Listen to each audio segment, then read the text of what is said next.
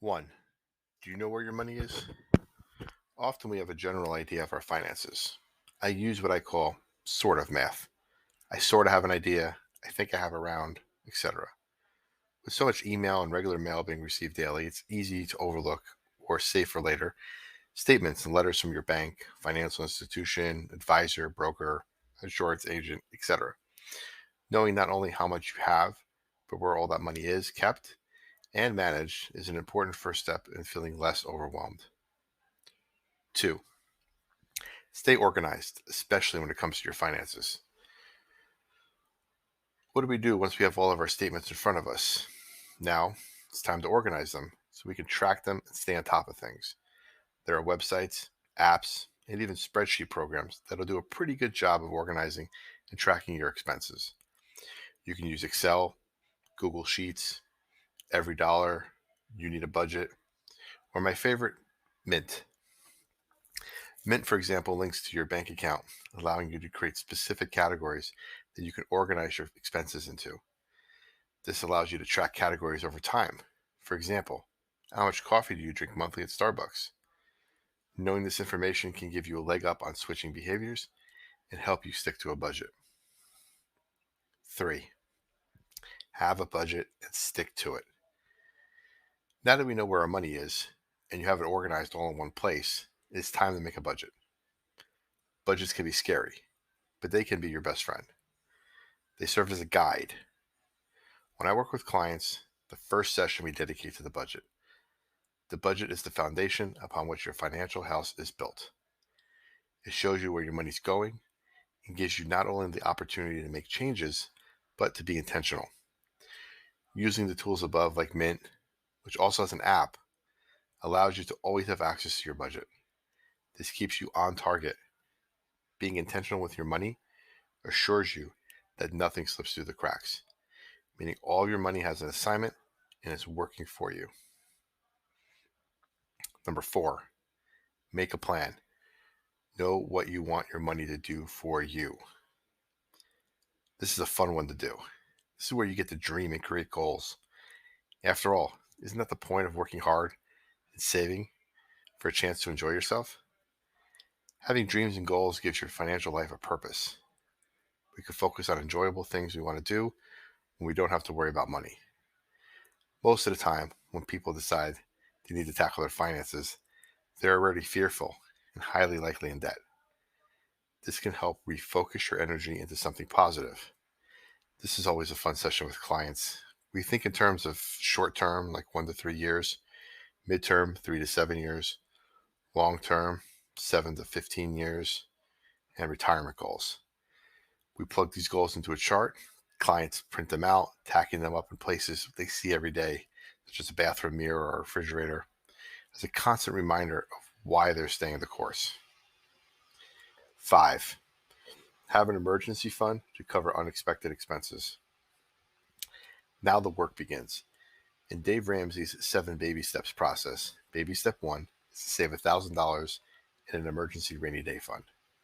This is a great way to give yourself a little breathing room between you and disaster. If you have children and maybe have gaps in insurance coverage, you may want to consider raising that amount to maybe $2,000 to $2,500. This gives you an easily attainable first goal, providing you with some much needed positive energy heading into the next part, paying off debt.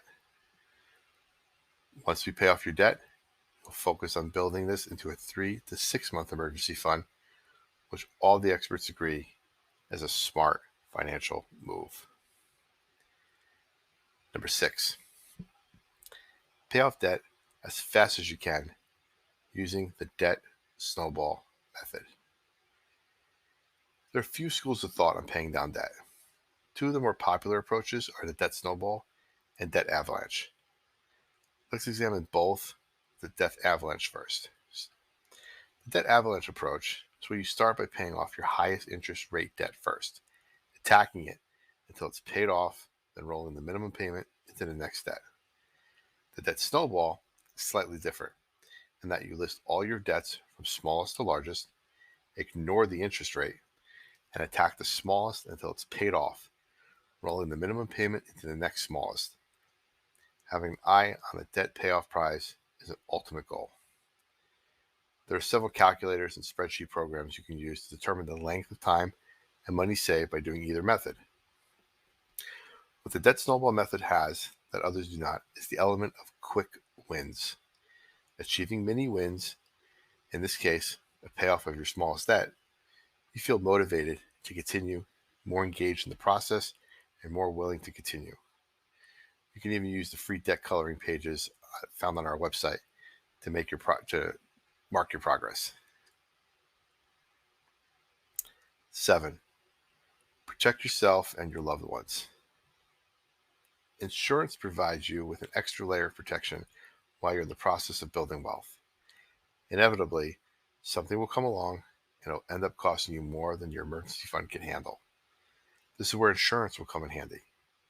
Insurance simply shifts the risk from you to the insurance carrier. You pay a monthly or annual fee for that privilege. There are many types of insurance to consider, including medical, dental, life, disability, identity, auto, homeowners or renters, umbrella, and even pet.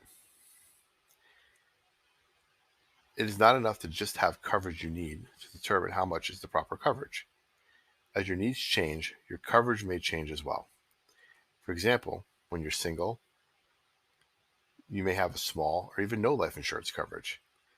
When you get married, you have another person or persons to consider if there are children. In this case, you need to obtain or increase your coverage to provide more adequate protection. Going to a website like Xander Insurance allows you to explore the different types of insurances and obtain quotes. Number 8, retirement. It's not as far off as you might think. This is something that everyone thinks about, everyone needs, and some people don't do anything or not enough about. At some point in time, you're going to want to stop working. For all of us, it's our retirement balance that usually tells us when to stop working. If we have enough, we could stop. If not, we keep going. Building on other steps we've covered, we include retirement as a strategy. Being methodical and consistent with our retirement contributions allows for potential of continued growth, as well as being able to weather some fluctuations in the market. Retirement is a long-term play, a marathon, not a sprint. At least it should be. When you start investing early and often, you take advantage of compound interest. It's money that makes money. How much should you set aside? Well, most experts and advisors suggest 15% of your take-home pay should be put into retirement. So let's say your take-home pay is $45,000 a year. It never increases, which is a 0% possibility. You'll always get some sort of raise. You would invest $6,750 a year, or $562.50 a month, into retirement, if we're getting specific. If I started at age 27 and retired at age 67, and the average annual growth is about 8%, historically the S&P 500 does have an average of 10 to 12%.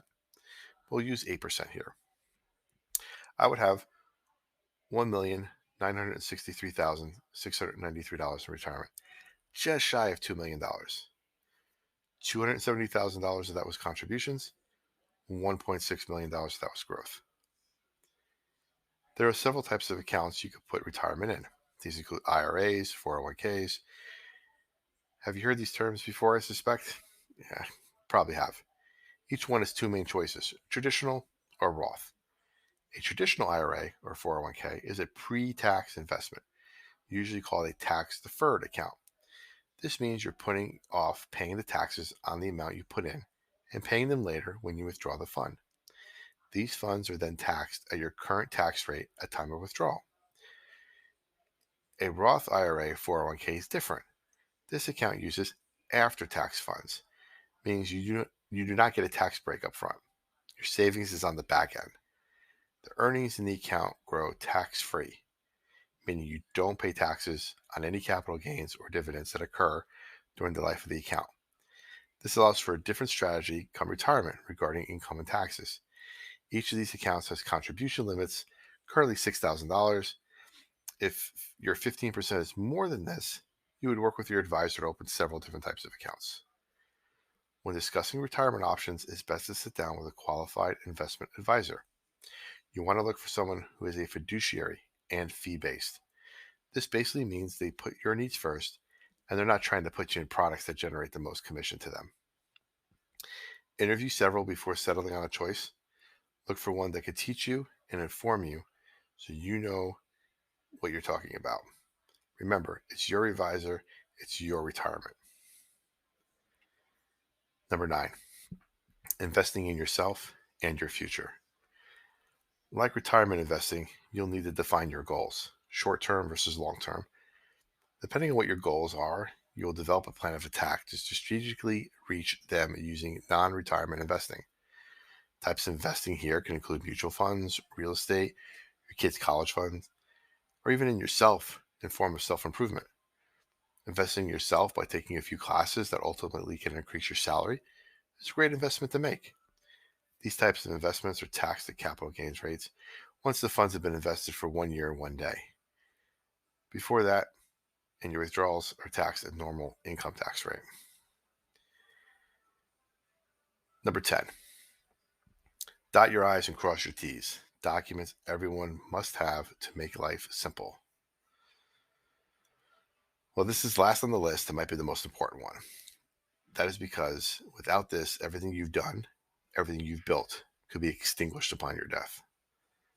The need for good estate planning is vital. Not only is it critical to make sure you have the proper documents signed, having them easily accessible, as well as making sure people you trust to carry out are aware of your wishes is equally important. You'll need several documents to ensure you have an estate plan in place.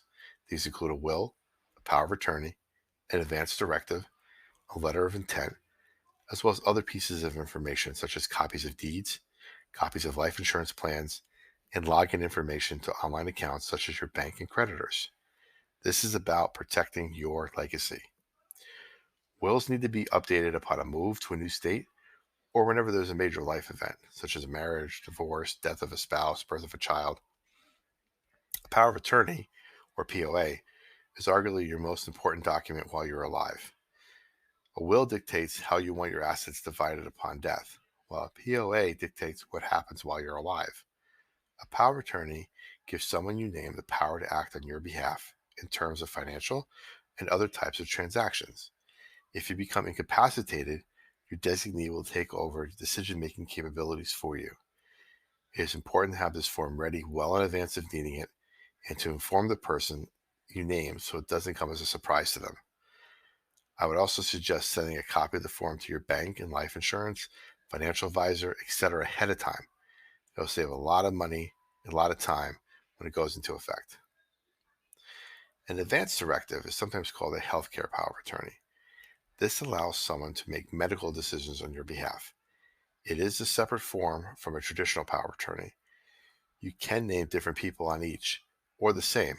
It is up to you. Lastly is a letter of intent. While not an official legal document, it's slightly different than a will.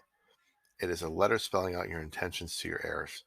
This is where you can spell out specific instructions regarding your funeral, burial, the contact information for your creditors or anyone you might owe money to or who might owe you money, what to do with your social media accounts after you die, provide usernames and passwords, specific information for caring for pets, and most importantly, it is a place to put into words sentiments and messages for your loved ones.